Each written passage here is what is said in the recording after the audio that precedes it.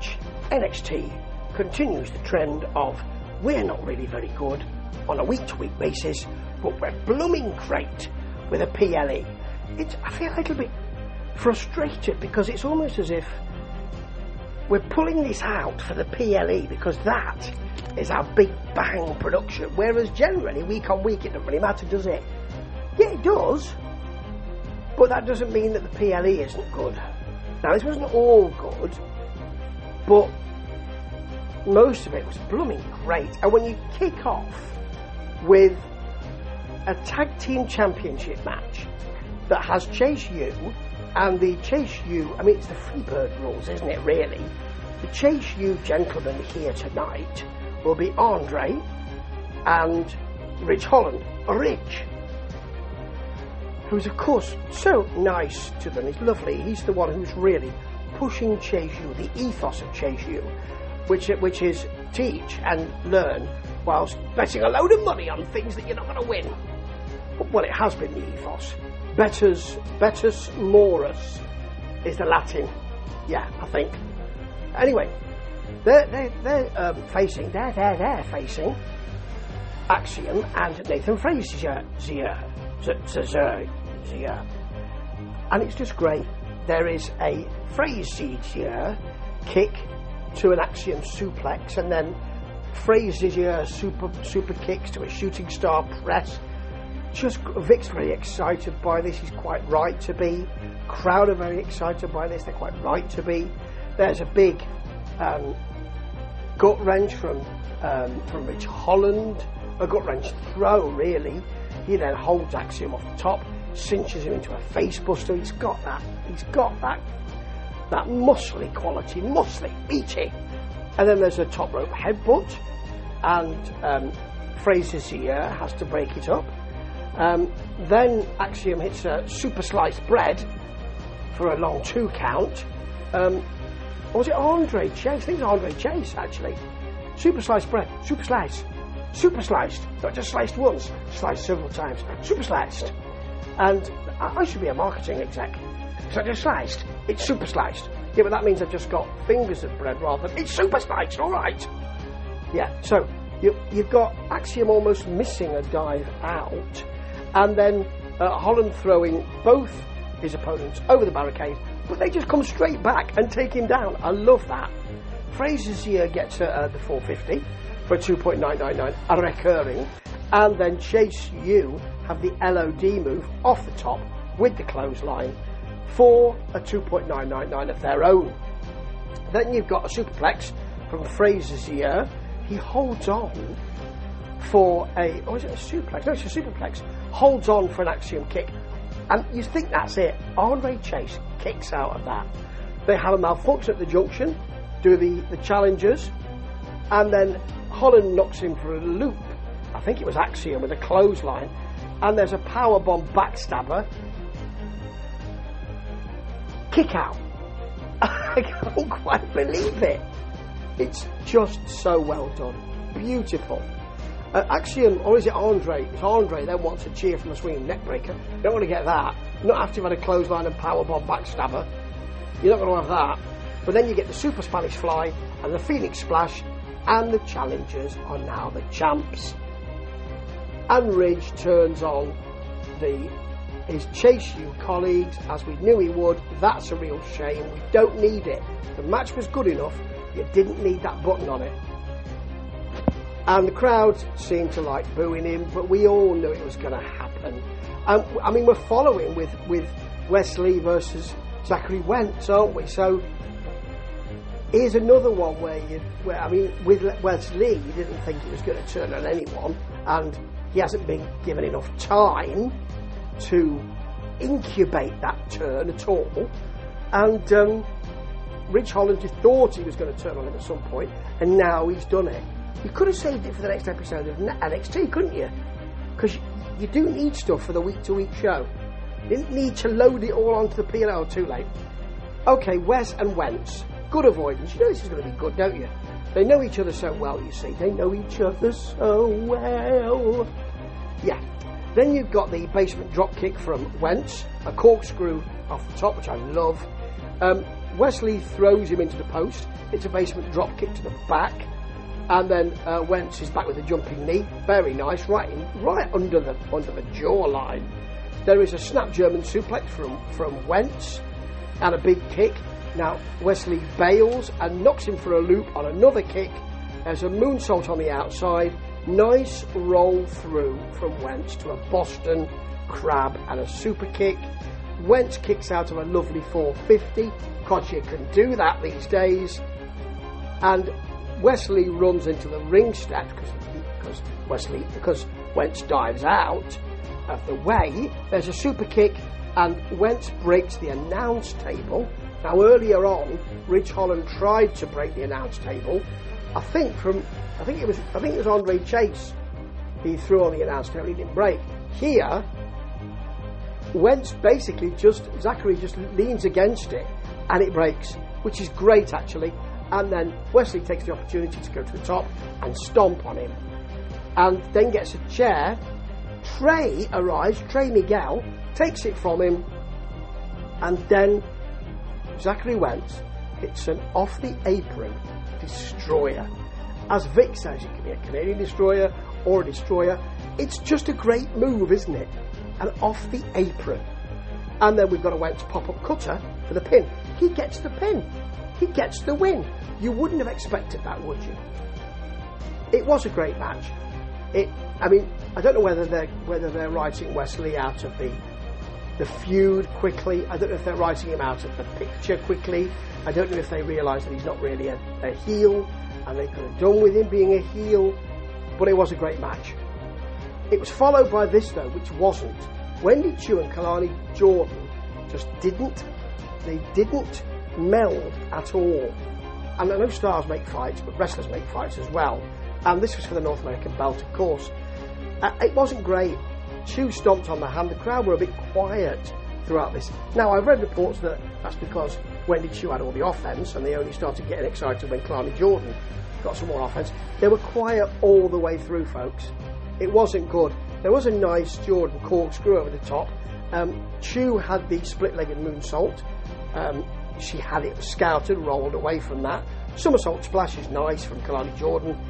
Choo gets the good old head twist on there. Frog splash for 2.999 recurring from Jordan. Uranagi from Wendy Choo. And then Jordan, flatliner, split-legged moonsault for the pin. Wendy Choo now looks like she's not really the powerhouse or the weirdo. That's what they're going for, isn't it? She's weird, everybody. She's not the person you thought she was. She'd only just arrived back. They kind of buried her by really pushing her into the title position too early. They don't really know what to do with it. They've got Jordan in there. She'll do. The crowd didn't think so. And we're on to over Femi versus Tony D'Angelo. Now, the whole thing of this is no one has ever stood up to over Femi like this. They have though, haven't they? And there's lots of, that's from Vic, and there's lots of, nobody's ever taken it to over Femi like this. Yeah, well, many people have, including Otis and Wes Lee, haven't they? Didn't Briggs take it to him as well? Quite a lot of people have taken it to over Femi. And the great thing about over Femi is he's not the kind of absolutely indestructible, never putting down wrestler that other people have been in the past. He is someone that you can beat, and that is part of his excellent offer.